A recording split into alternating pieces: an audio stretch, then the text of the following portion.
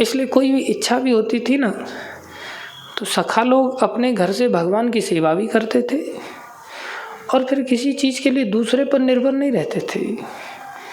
उनको अगर ताल के फल चाहिए, बोले कृष्ण देखो ना कितनी सुंदर सुंदर सुगंध आ रही है, ताल के वृक्ष पके हुए, लगे हुए हैं, लदे हुए हैं। और किसी इंसान की तो बात छोड़ दो, कोई पक्षी भी उन फलों को नहीं खा पा रहा है, वेस्ट हो रहे हैं, तो पक्षी भी नहीं खा पा रहे। बोले हाँ क्यों? बोले धेनुकासुर नाम का एक असुर है, वहाँ कोई घुसने नहीं देता, वो किसी को, पक्षी भी नहीं घुस पाते। और इतने सुंदर ताल के वृक्ष हैं कि इंद्र भी चाहते हैं उनको चखना, लेकिन आज हमारा मूड कर रहा है उन ताल के वृक्षों के फल खाने का। यहाँ तक आज हवा बह रही है, सुगंध लेके आ रही है पके फलों की। देखो सूंघो जरा, आ रही है कि नहीं। देखो होता है ना, आम के फल अगर आ जाएं कहीं या अमरूद आ जाए तो सुगंध फैल जाती। संतरा अगर कोई काटे तो कोई तो संतरा खा रहा है, तो हवा बही और फलों की सुगंध आ गई, इच्छा हो गई। हो जानते हैं कृष्ण क्या नहीं कर सकते, तो कृष्ण चलो ना, तो दाऊ भाई हाँ चलो मैं खिलाता हूँ। सब पहुँच गए तालवन में, मधुबन से आगे आता है, वहाँ देखा विशाल विशाल ताल के वृक्ष, छोटे छोटे बच्चे हैं, घुस गए अंदर। है छोटा सा शरीर, लेकिन दाऊ जी बोल रहे हैं मेरी पीठ खुजा रही है, मैं पहले थोड़ा पीठ खुजा लेता हूँ। तो पीठ किससे खुजाएंगे, ये नहीं करेंगे किसी से तू खुजा दे, खुजाते भी हैं, तो नर लीला कर रहे। बोले नहीं मैं वृक्ष से खुजाऊंगा। तो वृक्ष से गए बलराम जी पीठ खुजाने के लिए, तो वृक्ष चर्र करने लग गया, एकदम से बड़ा आवाज करने लग गया जैसे टूट ही जाएगा, हिलन नहीं लग गया उसको, वृक्ष को। वृक्ष पूरा हिलने लग गया, तड़ तड़ तड़ तड़ करके सारे फल नीचे गिर गए, केवल पीठ खुजाने से ही कोई पकड़ के हिलाया नहीं, अभी तो केवल पीठ खुजाई थी। और जब वृक्षों की फलों की गिरने की आवाज़ आई, तो धेनुकासुर के जितने भी सहपाठी थे वो सब गधे रूप में थे। धेनुकासुर गधा था, तो एकदम से भागा वो सहपाठी, देख कहाँ से आवाज़ किसकी गिर रही, कौन? वो कंस की सेवा करता था, उन फलों से जूस निकाल के कंस को पहुँचाता था। कंस उसका भी बाप था असुरता में। तो देखा तो छोटे छोटे बच्चे, तो गधों ने पोइट्री गाना चालू किया, गधे गाते हैं ऐसे करके, तो गधे अपनी पोइट्री होती है उनकी।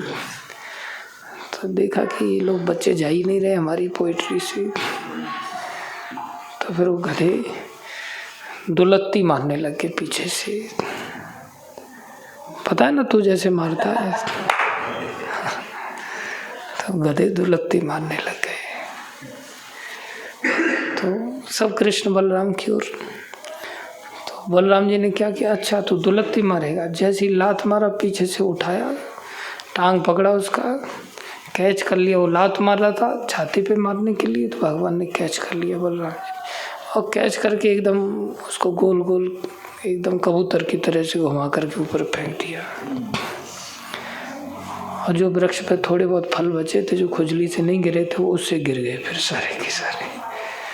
इतनी देर में समाचार धेनुकासुर को मिला, तो धेनुकासुर आया। देवता भी डरते थे उससे, इतना खतरनाक था।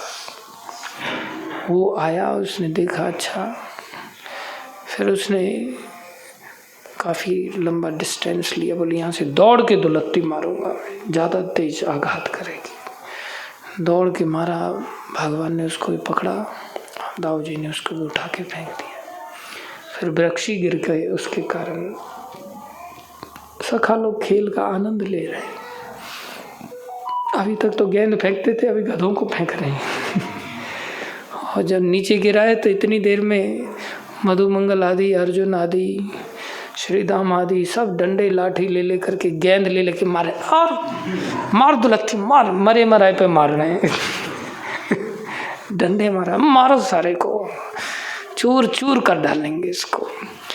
और कृष्ण बोल रहा हूँ तुम साइड में हो जाओ, अब हम हैं, अब हम देखेंगे लोग। बड़ा आनंद ले रहे हैं ग्वाल वाले। तो ग्वाल वालों ने फिर पेट भर के फल खाए। तो जो भगवान के भक्त होते हैं, हम ये कहना चाह रहे थे, वो भगवान की भगवत्ता को जानते हैं, प्रेम के कारण उस भगवत्ता को भूले रहते हैं और प्रेम के कारण भगवान की सेवा करते हैं। हमारे अंदर न ज्ञान है ना प्रेम है। हम लोग तो सहजिया बन करके भगवान की आराधना करते हैं। अन्यथा अगर ज्ञान होता तो सबसे पहला काम तो समर्पण कर देते। सबसे पहला काम क्या करते?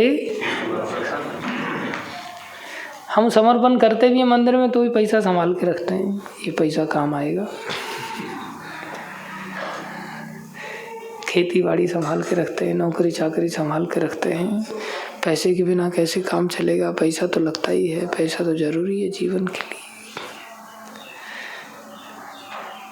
गहने संभाल के रखते हैं, बैंक बैलेंस संभाल के रखते हैं, शरण में नहीं आ पाते। और कोई अगर मंदिर में अगर कोई सेठ साहूकार आकर के थोड़ा पैसा देने लग जाए तो फिर उसकी चापलूसी करने लग जाते हैं और ऐसा लगता है इसके कारण ही कृष्ण की सेवा हो रही है। नहीं, कृष्ण ही सब कुछ देते हैं। कृष्ण कहें बेटा आ जाओ सुबह मंगल आरती तो नहीं आएंगे, और ऐसा सेठ साहूकार कह दे कि चलो सुबह 4 बजे आ जाना मेरे पास, तो दौड़ के पहुंच जाएंगी। तो समर्पण हमारा भगवान के चरणों में नहीं होता।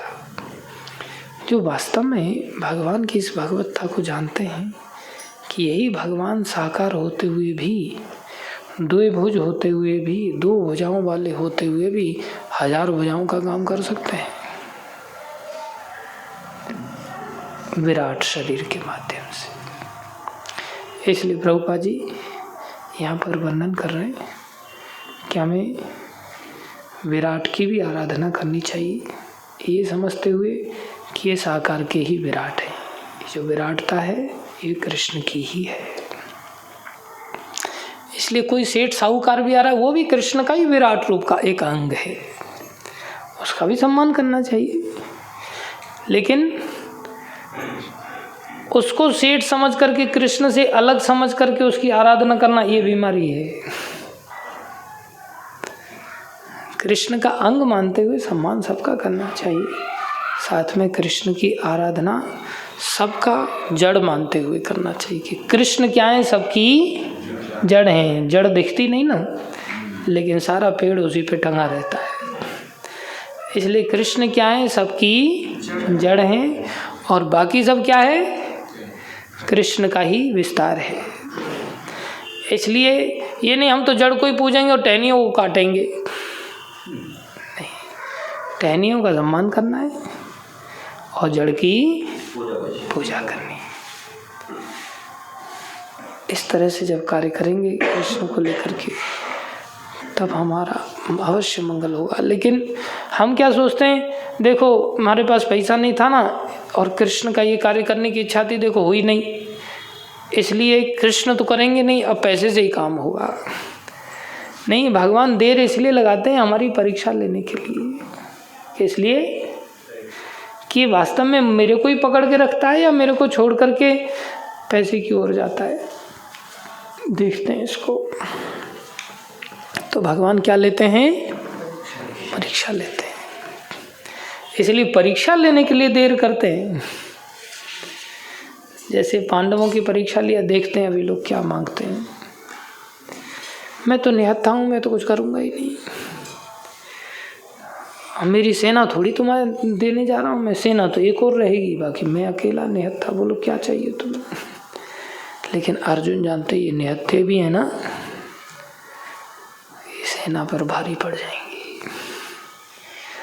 और दुर्योधन ये अकेला निहत्था क्या करेगा, सेना काम की है, इसलिए सेना को ले लेता हो। तो कृष्ण की विराटता को पकड़ रहा है वो, लेकिन जान नहीं रहा है।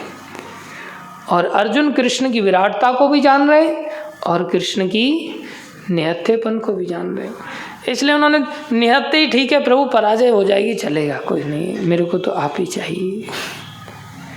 तो परीक्षा में पास हो गए कि नहीं? परीक्षा किसने लिया?